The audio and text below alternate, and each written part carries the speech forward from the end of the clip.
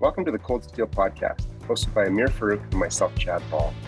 We consider it an absolute privilege to bring you guests from around the world who are truly experts in their craft. Our mission is to offer you a combination of not only masterclasses on clinical surgery topics, but also insights into achieving personal growth, productivity, and fulfillment as both a surgeon and perhaps more importantly, as a human. Dr. Teodor Grantcharov is a bariatric surgeon at St. Michael's Hospital in Toronto. Dr. Grantcharov is world-renowned for his work on the Blackbox, a platform that allows for immense capture and analytics of operative data. We asked Dr. Grantcharov about what it took to develop the Blackbox, not just technologically, but culturally and institutionally. You can find out more about the Blackbox at surgicalsafety.com and check out all the links in our show notes. I was born in Bulgaria. I moved to Denmark and did my training, surgical training at the University of Copenhagen. I did my PhD there. Then spent a year and a half, a couple of years in Pittsburgh. And I've been in Toronto since end of 2006, so it'll be close to 15 years later this year. So thank you. I've seen a lot of different educational systems. I've seen various healthcare systems, and I always tell residents and fellows, my advice to you is look for some diversity and experience. Look for different ways of doing things, and that's how you'll build your own style. Yeah, we've talked a lot about on the podcast about how having that diversity of experience really does make a difference and broaden your horizon. If there are a few things that you could kind of pinpoint as being different, let's say between your training in Copenhagen and the North American system, could you highlight some of those differences? So it's I think probably and probably things have changed a lot in Copenhagen since I left, but there was a lot of independence. There was a lot of opportunities to make decisions independently and execute them independently. I think that was important. And I think that's how you grow as an individual and as a surgeon, rather than close supervision that I saw a lot once I came here. But at the same time, the amount of volume, the massive experience our residents here in Toronto and throughout North America get throughout their education, I think is phenomenal. So there are good and bad things with every system. I think overall we're lucky in North America. I think a lot of the residents in Europe or in Denmark are also lucky, but the perfect place doesn't exist. So that's why I say, go different places, see a lot of things that are good, and you'll see a lot of things that are not so good. But when you finally settle and you want to build your own environment and contribute to a certain system, that's how we become better contributors, and that's how we can make a place better by adopting the good things and trying to avoid the bad things. Yeah, absolutely. And I think it's all about bursting your bubble and your dogma, challenging dogma. Which, yes. That's sort of a theme of all the work that you've done is challenging dogma and not deciding that whatever we do is the only way and the right way of doing things. So yes, absolutely. Yeah, absolutely. I completely agree with that. We're very lucky, obviously, in Canada to have you in Toronto. How did you actually end up coming from kind of Pittsburgh to Toronto? One of the basic principles for me in life, in everything I do, both personal and professional, has been, if there is an opportunity that presents itself, never say no to an opportunity. So I clearly remember when I came to Toronto for the first time in 2001. And I visited Dr. Resnick. I've been a follower of his work, and he's inspired me a lot throughout my career. So I visited him in 2001, and it was one November day. Toronto was gray. It was raining. It was cold, and I thought, oh, wow, I can't wait to leave. It wasn't a great experience. And then in 2006, I had another conversation with Dr. Resnick, and there was an opportunity to join the faculty here at U of T, and he said, why don't you come and visit us in Toronto? And it was amazing. It was, I think, June or July. It was during World Cup of soccer. The city was amazing. You can see all the flags, all diverse people with different backgrounds celebrating their soccer teams, and I thought this is the best place in the world. So that was the summer. By November, my entire family was in Toronto, and it wasn't the plan, but that's how sometimes life offers you an opportunity, and as long as you keep an open mind and ready to take challenges, a lot of good things are going to happen. So being in Toronto has been a tremendous experience for both me and my family, and I think I learned a lot. I grew a lot as a surgeon, as a teacher, as an academic. So I feel home here now.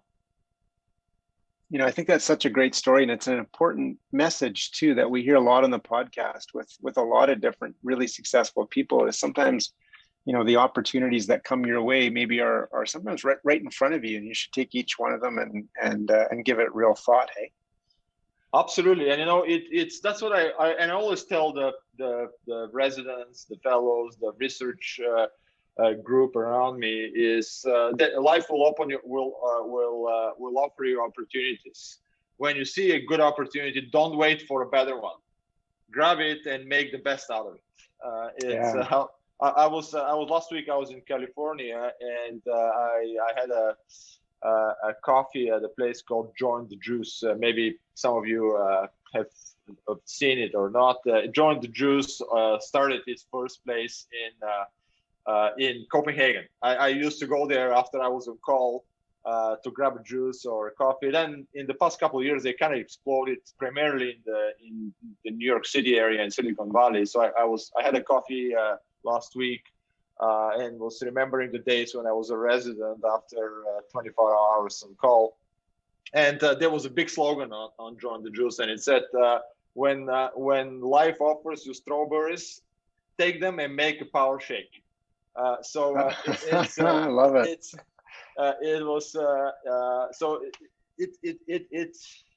Life will always offer us great opportunities as professionals and individuals, and we just need to keep an open mind and take advantage of those, because then good things are going to happen. If we always wait for a secure choice, a better option, then there's nothing worse than looking back and saying, I had this opportunity, I didn't take advantage, and it never came back. So that's very hard to live with. While if you take an opportunity, and even though it turns out to be the wrong one and you failed, you still learn a lot, and I still think that you become a better person and a better professional.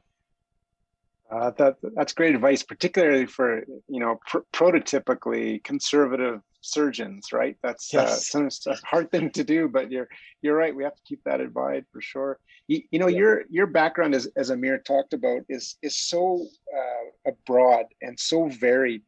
I mean, I remember you first came onto our radar here in Calgary with regard to surgical education and virtual simulation. I'm curious if you could sort of start us there and walk us into your OR black box and define for our audience what that is, how it works, and what was the inspiration or the genesis of it. Yeah, so happy to do that. I was chatting just before we started the podcast with Amir, and he was telling me that he, since he joined the fellowship, has started recording his cases. And I hope we'll have the opportunity to talk a little bit more about your experience. But I clearly remember when I recorded my first case, and I think I was PGY2, very early in my career, and I did a lap calling. And at that point, I recorded on a VHS tape. I don't know whether I still keep this tape. I got to look in my basement. But it was when I was in the OR, I was so excited. I did this cholecystectomy alone with a little bit of supervision. I felt that nobody in the world could do better cholecystectomy than I did that day. It was one of the best days of my life.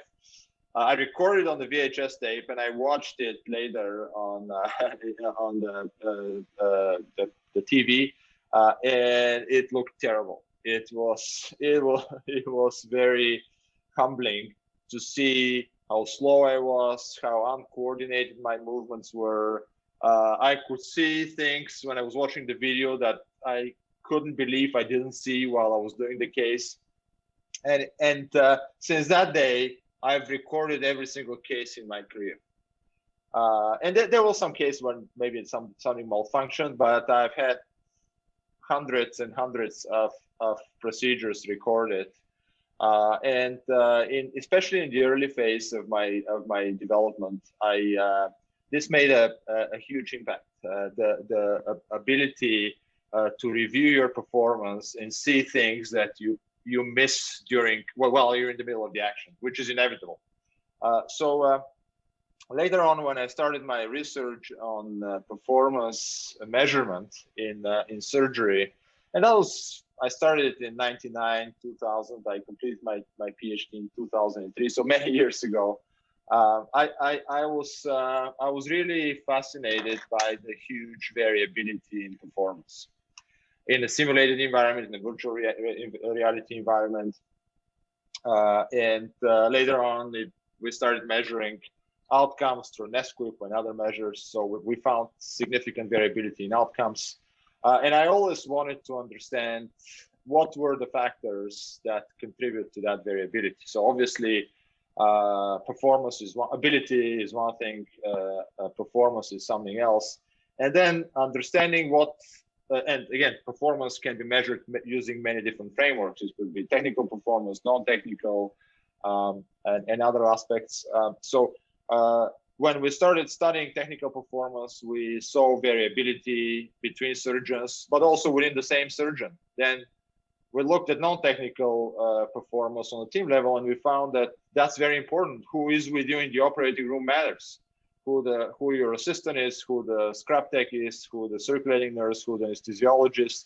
So that the performance on a team level matters. The technology we use in the operating room matters. Distractions matter. So we understood the more and more we digged into that, we found that this is a fascinating but also very, very complex area. So in order to study these dependencies, in order to study the relationship between various factors that would influence our performance, we understood that we need to capture a significant amount of data. We couldn't do that with procedural video alone. So that's why the idea of the first generation of the black box came, and initially we found a lot of technological challenges that we kind of overcame throughout the experience, but we found also massive cultural challenges, which is one of these things that are difficult to solve, but also a really fascinating task. And I think this cultural transformation in our profession is critical if we want to improve. So we learned a lot through this process, and then obviously being here in Toronto with access to great engineers, computer scientists, human factors experts, designers, helped us learn a lot. And I think we always look back and wish we had done things faster. But I think we're in good position now to one day soon change the way we practice surgery.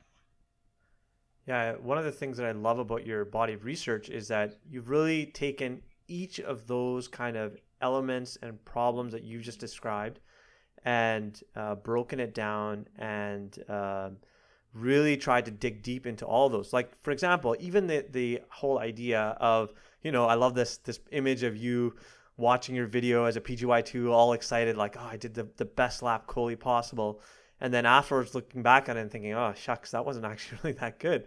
And you've done some like actual quantitative data about this exact topic.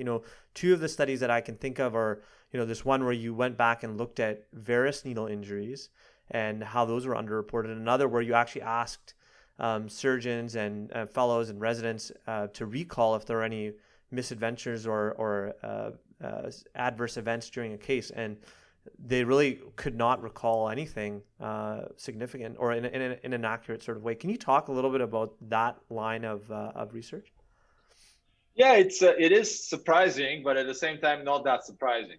I'm sure that you, I mean, the morbidity and mortality meeting is one of the foundational QI interventions in our practice. So, the thought is amazing. We need to learn from our mistakes. We need to understand that if a patient suffers a complication, we need to see, is there something that we did wrong? Is there something that we could do better next time? But the reality is that modern morbidity and mortality, or they've always been like that, are turned very quickly into discussions about anecdotal experience of the surgeon in the room or literature review.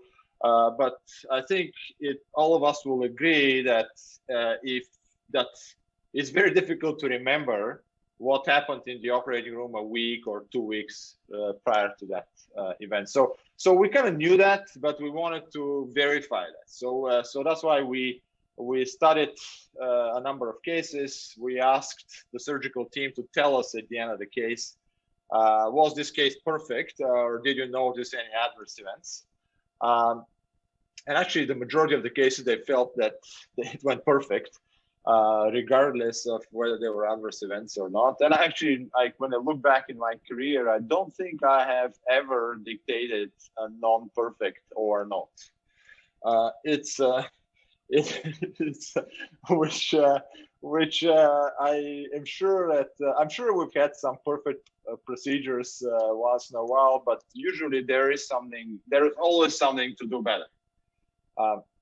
So we wanted to verify it. So in a study design, we asked systematically individuals, did you notice anything unusual? They weren't able to classify it very well at the end of the procedure. And a week later, when we asked them again about the same procedure, and these were some procedures with high severity intraoperative events, there were absolutely nothing that they could remember about this event. So it kind of showed that it's very, very difficult to have a meaningful conversation at a morbidity and mortality meeting about what could be improved intraoperatively. So that's why it kind of verified again that we can do better than that. The second example you gave was again the reporting near misses and using existing data sources, which is the electronic patient records, to do research or to extract some data. Because a lot of the current initiatives, quality improvement initiatives, are based on data that's being reported in the electronic patient record. And we found that that data is not great. It's what we report is often not what really happened. And again, there is a lot of work around this concept of work done versus work imagined, and there is always some discrepancy of between these two.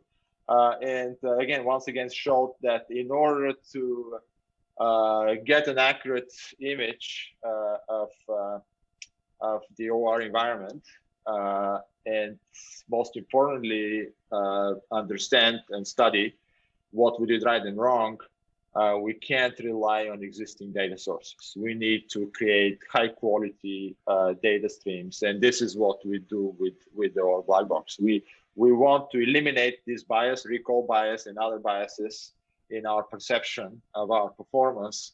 We want to replace those with objective image or objective evaluation of everything that happened in the operating room.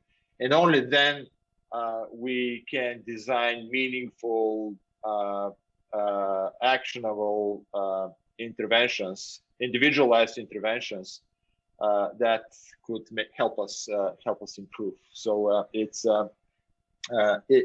that when we do that, then we can shift this traditional approach in surgical education and surgical quality improvement, which is based on reactive measures.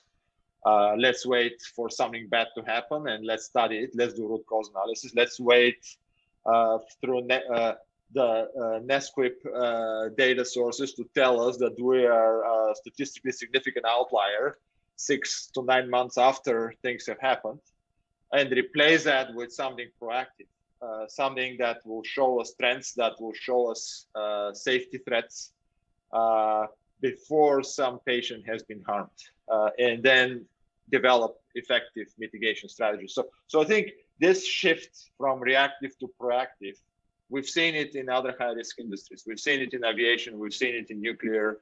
We've seen it in oil industry. We're still in professional sports.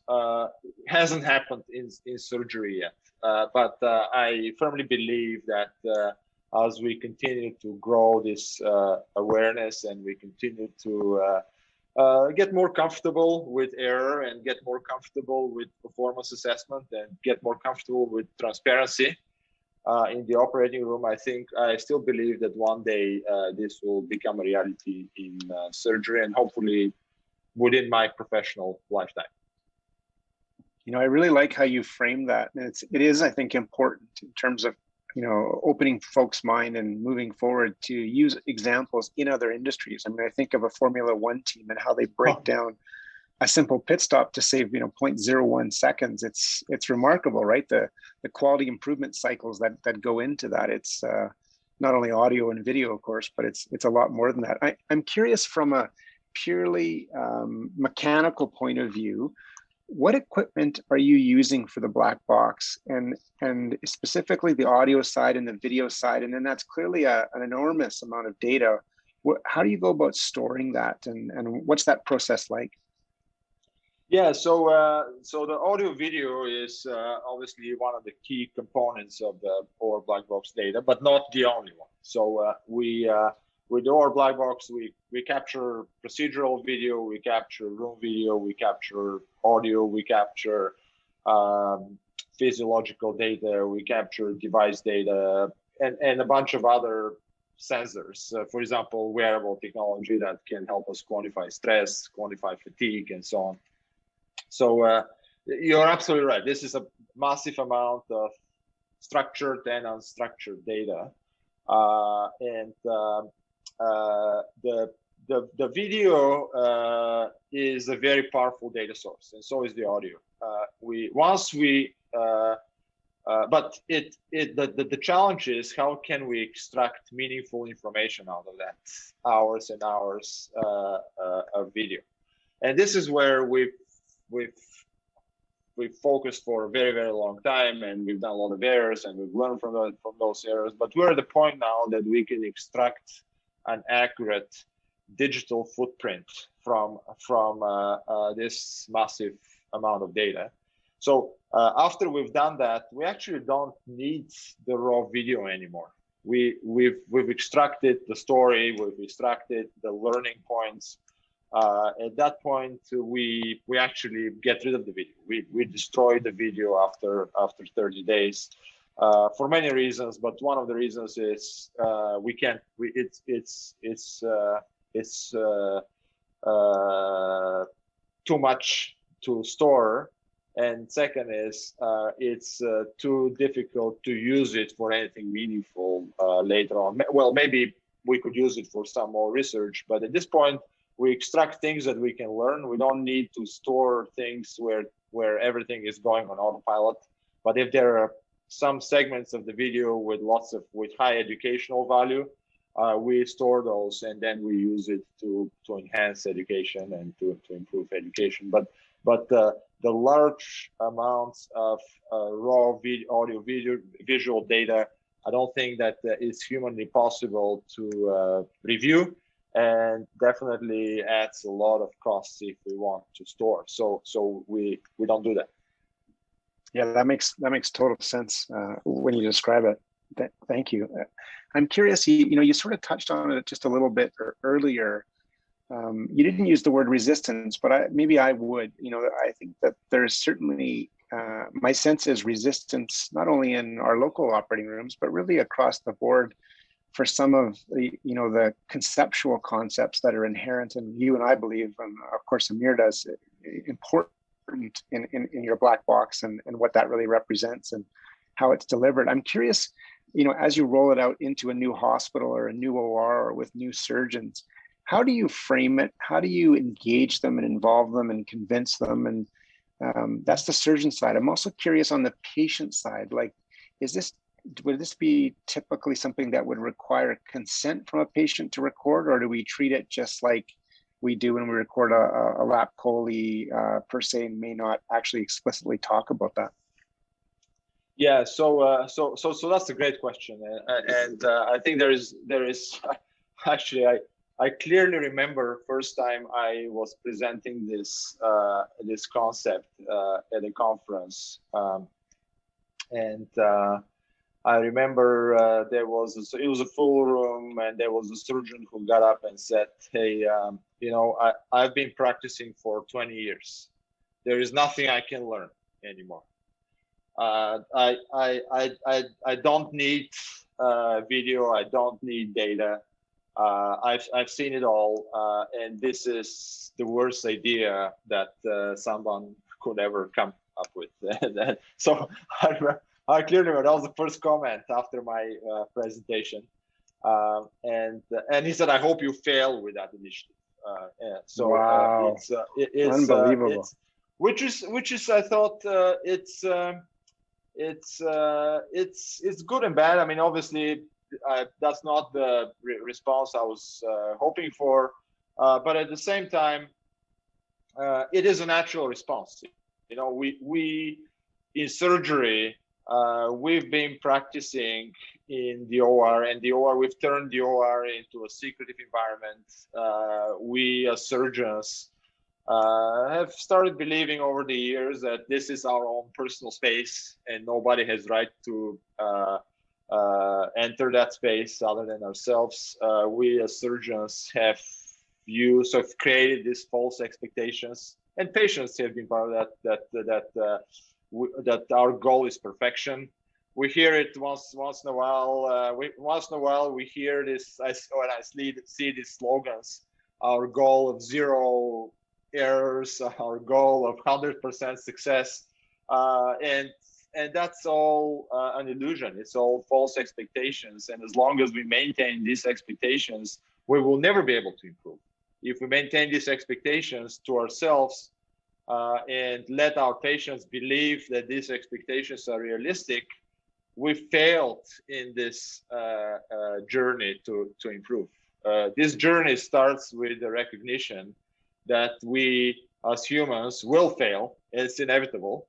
We will make errors, and we need to learn to tolerate these errors. We learn, because only then we'll be able to study them, we'll be able to learn from them, and we'll be able to create an environment that brings this psychological safety and supportive environment. So I think there are many reasons why there is resistance. There are many reasons why there is anxiety. And with anything new, you know, that's a healthy debate. That's a good discussion to bring down these barriers and which are purely cultural. They're not technological. They're not scientific. They're cultural. They're emotional.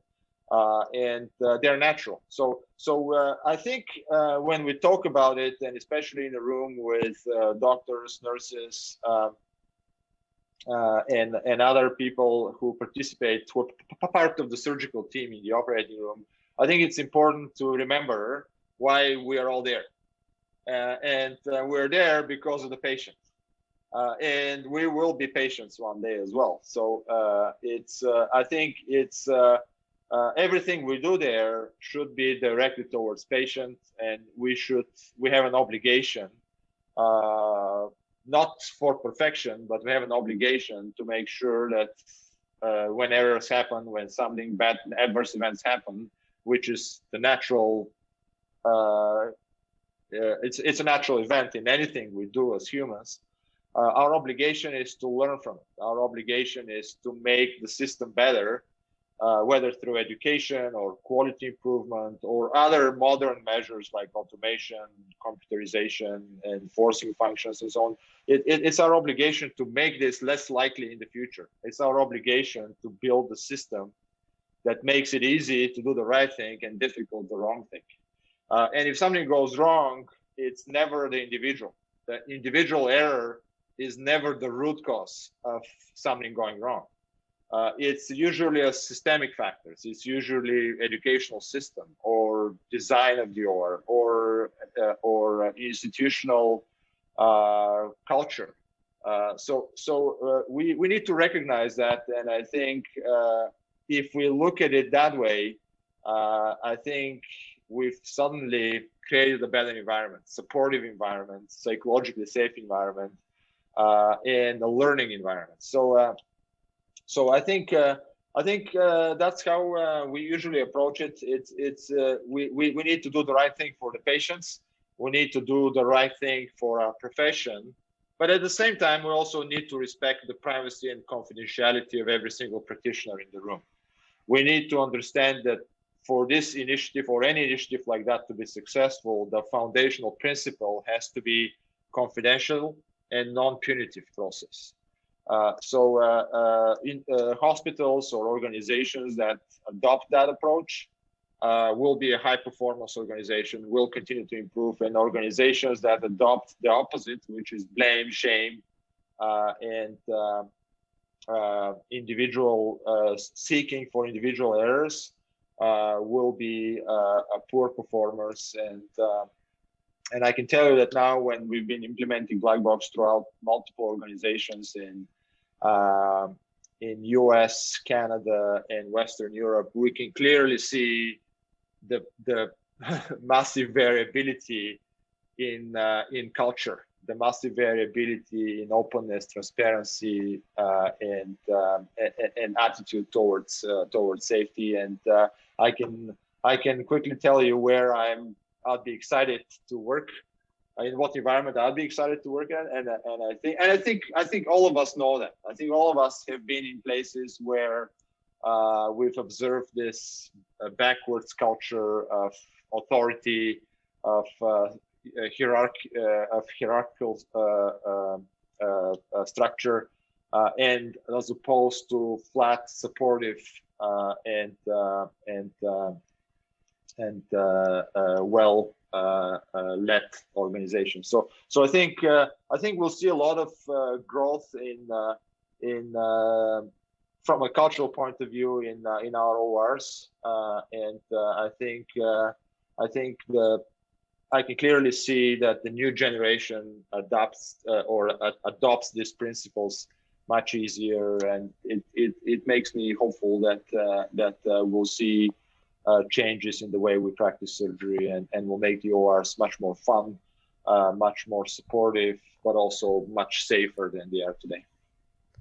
I want to come back to all the points that you made, because in a second, because I think fundamentally one of the cool things about any new technology or technique that really has the potential to change things is that it's not about like some piece of technology or some tool or some, like even when we talk about the OR checklist, I think if we really take a step back, it's not the checklist per se that is what has changed or what led to that 4% mortality difference that they showed in that initial paper in New England Journal, or 1% mortality rather. But I think it's like what it does under the hood, so to speak, that it changes the culture dynamics in the operating room, such that the checklist allowed people to actually speak up. It allowed the nurse to speak up. And so when you introduce this idea of recording all the operative data, it changes the culture from being that of like, oh, it must have been the surgeon's fault, to be taking a much more nuanced picture. So I want to come back to that in a second, but before we move on from the technical side, I wanted to put a pin in the open recording. So, we had a little bit of a discussion a few months back, I think now, about the challenges of recording open surgeries, and particularly the video around that. I was asking people, what's the best modality for recording open cases? I'm doing my colorectal fellowship, and there's still a number of cases that happen in an open fashion. And I was looking around and, trying to figure out what camera would work best. And none of them work well. When you're looking down in a pelvis, even with the head mounted camera that I have currently that kind of sits over your ear, you don't see the details of what's happening in the pelvis, because just the way we're standing is our eyes are looking another way, but our head is pointed a different way. And so you kind of miss all those nuances. Can you talk a little bit about kind of overcoming that challenge? Yeah, so that's a massive challenge in open surgery, capturing the procedural video. Have you watched some of the video footage on a head-mounted camera? Well, I've watched my own data. It's Yeah, it's good for like the parts where you're looking right at the field, but anytime your eyes are slightly off in a slightly different trajectory than your head, than the axis of yes. your head, then it's very difficult. Like, the classic that I pointed out was that this pelvic dissection, when you're doing the TME, and you can't see any of the nuances there. Yeah, so I've watched some of it, and it makes me seasick to watch the camera moving all the time, and it's obviously very, very difficult to do that at scale. So we've done a bunch of work in that area, and we've experimented with everything out there, with GoPro and head-mounted and camera in the light. Camera in the light is not bad in general, but in certain cases, like in the pelvis or deep narrow spaces, it's usually very, very difficult to capture. So one of the residents, the surgeon scientists in our lab, Thomas Son, he actually did his master thesis on developing a modern video capture system for open surgery. So he built it himself, and it utilizes some of the gimbal technology used in drones. It stabilizes, it always keeps in focus, and he worked closely with our AI group to develop an algorithm that directs the camera always to focus on surgeons' hands and surgeons' instruments. So the initial work and the initial experiments with that prototype were fascinating. And we have another student, a PhD student in our lab,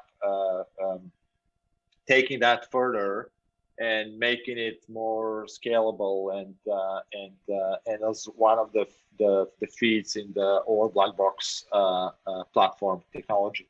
So we reviewed everything on the market. None of it was good enough.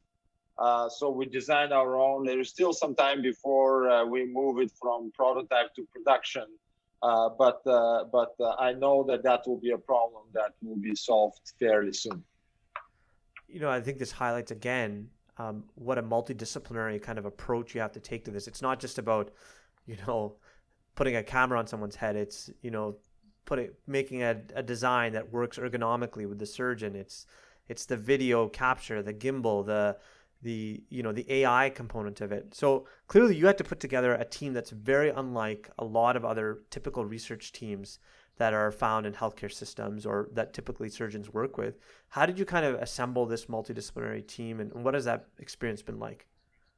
It's been fascinating, and it's really the key for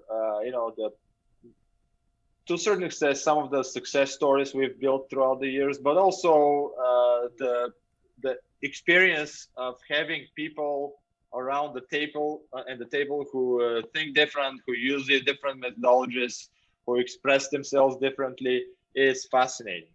In surgery, we've been trying for very, very long time to solve complex problems just by ourselves. But with a bunch of surgeons sitting around the table and trying to find solutions using the same methods, using the same thinking that we've been using for decades. And that's not where the growth and the real solutions are going to come from. The growth and real solutions are going to come if we bring diverse group of people with diverse backgrounds, with diverse experiences to solve a complex problem using modern methodologies that they are familiar with. So for us, it was fascinating when we started bringing people from with design background. They brainstorm in a different way than we brainstorm. It was fascinating when we brought people with biomedical engineering or computer science or data science background.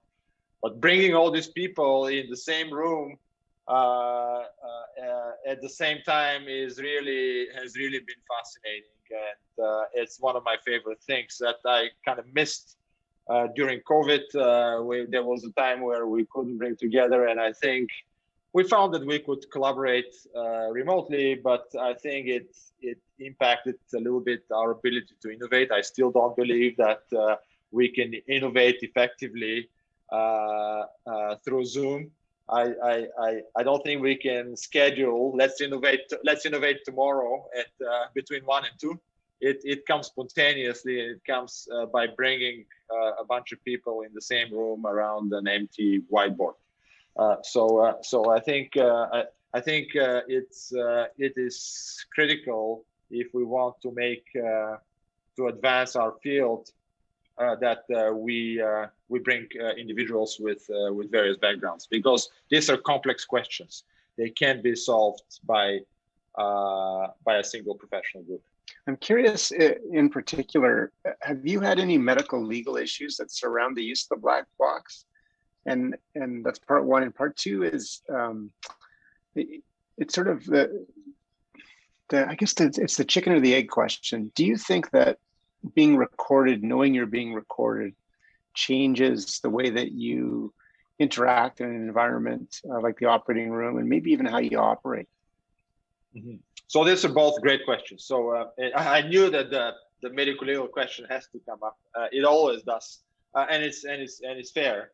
So we've designed, even before we launched it, and we launched in 2014, we spent a very long time designing a process that will help us take advantage of the benefits of video and data, and using that for constructive purposes to get better and to improve, and eliminate the risks of feeding the malpractice litigation industry. So the process is very robust. The process uses various AI algorithms that de-identify the data. There is a time bomb in the raw audio-video file that expires at 30 days. So and the reality is that we really don't care. The principle is we don't care who the surgeon was, who the nurse was, who the patient was. We want to know what happened and how we can make sure that it doesn't happen again. So we've created a process. We've introduced technologies that securitize, that de-identify the data, and we've launched in 2014. We've never had any challenges, and we see now tremendous growth throughout the U.S. And as you know, U.S. the malpractice litigation industry is much at a different level compared with anywhere else in the world. But everywhere we work, it is a challenge. It is a challenge that we've identified, we've addressed, and that doesn't allow or makes it extremely impossible to use something like this for destructive purposes against our profession. The second question about how does data capture in the operating room impact our behavior, or which is also known as the Hawthorne effect, is well studied in healthcare. Is well studied in medicine and surgery. That we actually published a meta-analysis a year or two ago, and we were hoping in the beginning that if people know that data is captured, they will behave much better, that they will perform much better. The reality is, and this demonstrates a number of studies, and is the conclusion of the meta-analysis, that the Hawthorne effect in healthcare is very short-lived. In an environment like the OR with the black box, which is non-intrusive, you don't see it. People forget about it after 10 to 15 minutes, and they're back to normal behavior, and it doesn't really. We haven't found it to impact our behavior, decisions, or communication in the OR. So, which is pretty consistent with what other researchers have found. That's so funny. I mean, you'd think that everyone would just, totally change their behavior and completely changed the way that they, like when we were thinking of these questions, Dr. Ball and I were thinking, well, maybe, if you felt like you were being recorded all the time, maybe, you wouldn't joke the same way, or you wouldn't have that kind of natural interaction. And maybe that would make the operating room a very kind of stifled environment. Because I think many of us enjoy that aspect of being in the OR. Like you got your tunes on, you're with your friends, your nurse, the nurses, the anesthetists, who are hopefully are your friends. And, maybe feeling like you're being recorded wouldn't allow that natural environment. But I guess it's kind of good and bad that people don't change their behavior, whether they're being recorded or not. Yeah, I joke exactly the same way. I listen to the same music. It doesn't really. I actually don't think about it when I practice surgery, and I've been capturing all my procedures since 2014 using the OR Blackbox. Yeah, I mean, one of the interesting things that you've obviously published on, and that I noticed when I started recording with my head-mounted camera, is that I didn't even realize this, but the head-mounted camera has picks up the noise, right? Like of like just people talking. And one of the things you realize is just how much noise there is in the operating room. And it's kind of shocking that we were able to do anything or concentrate on anything. And you've done a number of studies that kind of show how much distractions there are in the operating room. There are a ton of distractions, and I've seen cases where we've had 15, 16 people in the room, it's in a low risk routine procedure.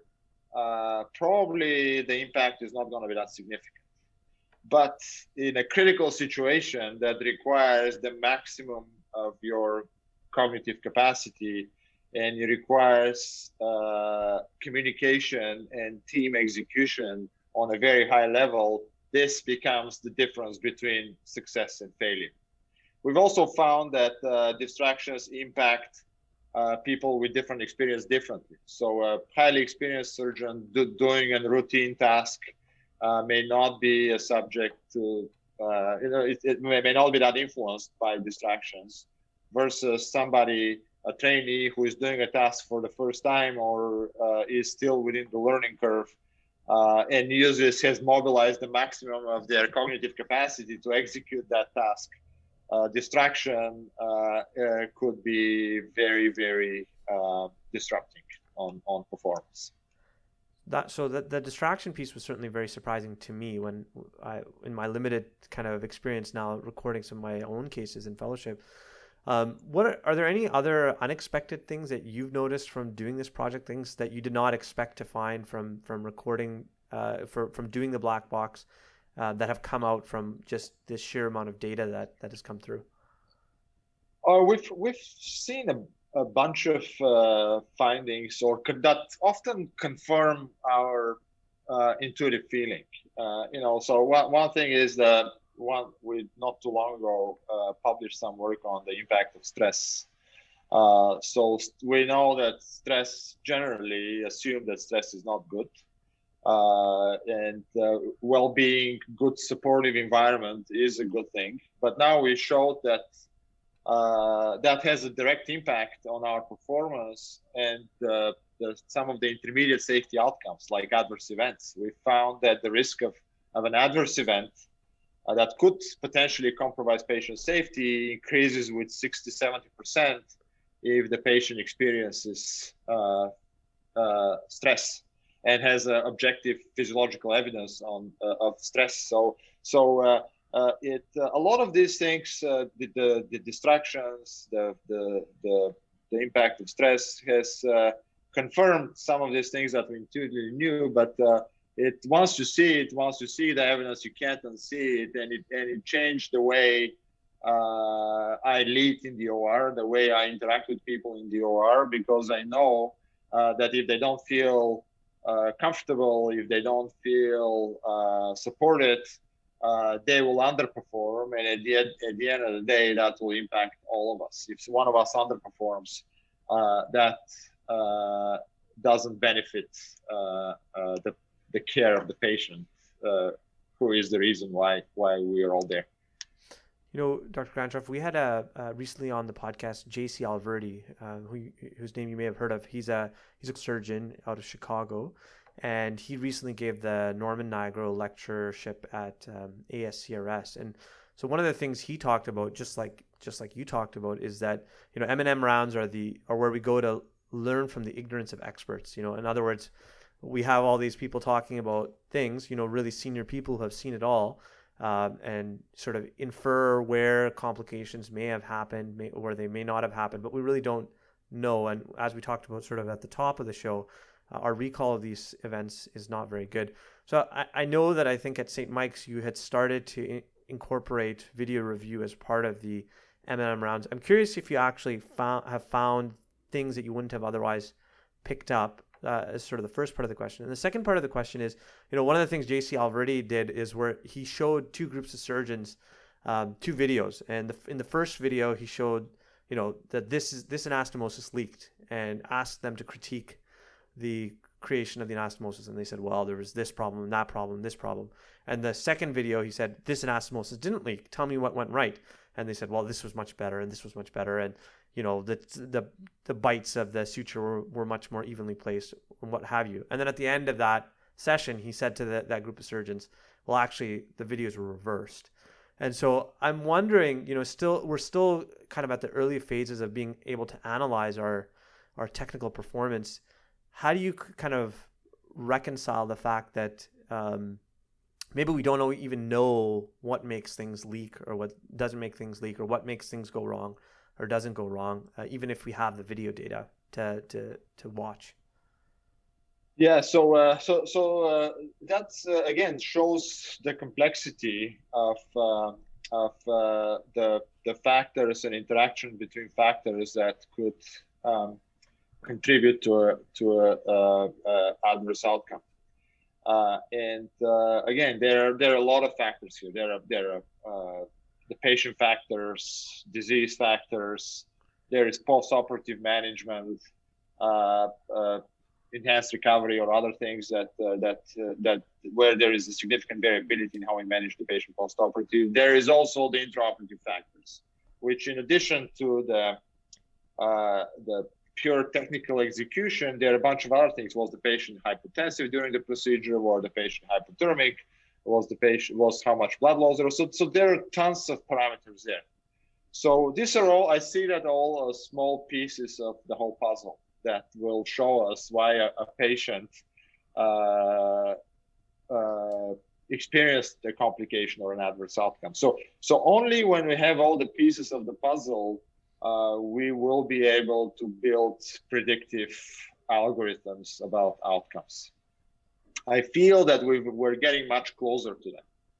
A lot of the previous work has looked at risk calculators based on only patient factors or disease factors, and use that to predict outcomes. But they don't take into account the intraoperative factors or the postoperative management. There is some work looked around, especially after we introduced the enhanced recovery, that looked at the postoperative management or other aspects of care and their predictive value on outcomes, but they didn't take into account the intraoperative factors. Now we have all of the pieces of the puzzle.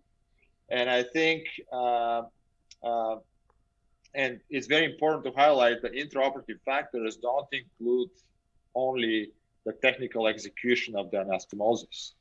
You know, you can have a perfect anastomosis, and you know there could be the same anastomosis could lead to different outcomes if the procedure took you 7 hours and the patient had 2 liters of blood loss and was hypotensive for 25% of the time, versus the same anastomosis in the patient where the procedure took 45 minutes and the patient followed all the principles of hypothermia and wasn't kept hypoxic or hypotensive. So again, we will only be able to build reliable predictive algorithms if we have all these pieces of the puzzle. We will only be able to achieve, and I really believe in the future of surgery to be data-driven, predictive,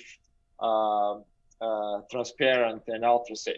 And I think we'll get to that point only if we study the operating room holistically. And it hasn't been possible so far. And this is what we're trying to do with introducing modern data capture and modern data science to surgery. And can you talk a little bit about potentially how this might be incorporated into an M&M rounds? Because I think you had been doing this at St. Mike's to a certain extent. Yeah, so we call it enhanced M&Ms. And this is one of the things that Blackbox is used for today in groups or hospitals or departments that have access to the Blackbox data can log into their portal and run EM&M sessions using the OR Blackbox, which breaks down the procedures into steps and sub-steps. It quantifies performance in each of these steps and identifies adverse events. So it identifies all these things that are outside the norm that could potentially have contributed to the adverse outcome. Also, it's important to highlight that the OR Blackbox or the EM&M not only identifies failures or things that could have done better, but it also identifies good things. The near miss that was recognized by the team and was rectified, so the patient still had a good outcome. I think which kind of fuels the safety 2 approach that was introduced by a professor in Denmark, Erik Holnagel, who said, we've been doing quality improvement or safety improvement using this traditional reasons model. And the Swiss cheese image there, which kind of that focuses on the failure, the variability, the malfunction, the root cause, and so on. And he said, let's forget that. Really, it's so much more powerful to focus around the good things. The near miss that was followed by mobilization of the team resilience, that was followed by recognizing the near miss, by rectifying it, and all these things that we do as surgeons and as surgical teams to, despite variability and malfunction and failure, to still achieve good clinical outcomes for our patients.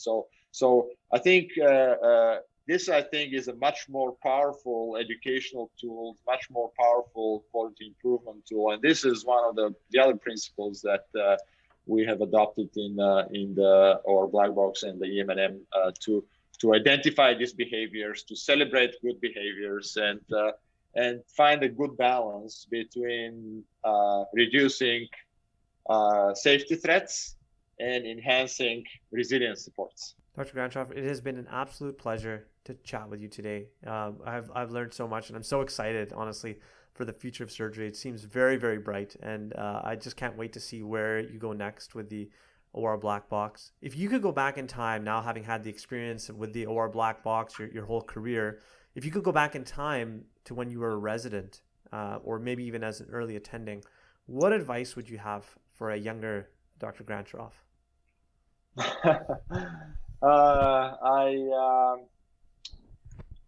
That's a great question. I probably would have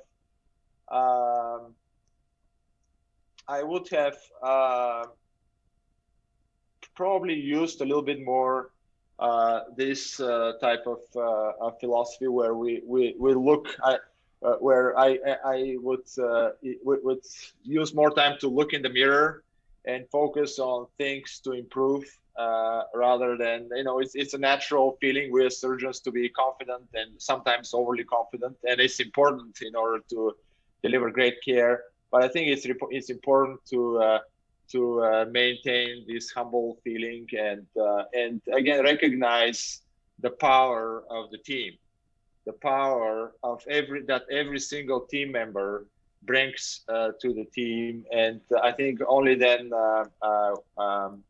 we can achieve the potential of this or our maximum impact when we care for patients. So I think throughout my work, throughout the years, it has made me more humble.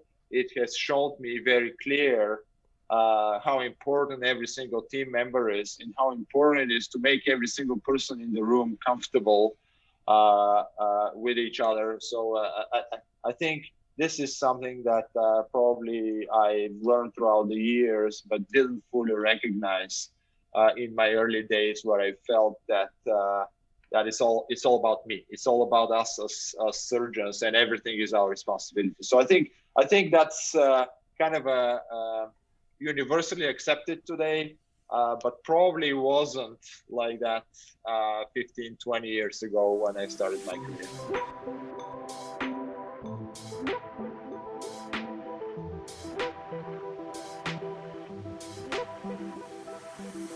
You've been listening to Cold Steel, the official podcast of the Canadian Journal of Surgery. This podcast was edited and produced by Tyler Daniels. If you like what you've heard, please leave us a review on iTunes. We'd love to hear your thoughts, comments, and feedback, so send us an email at podcast.cjs@gmail.com or tweet at us at CamJSurg. Thanks again.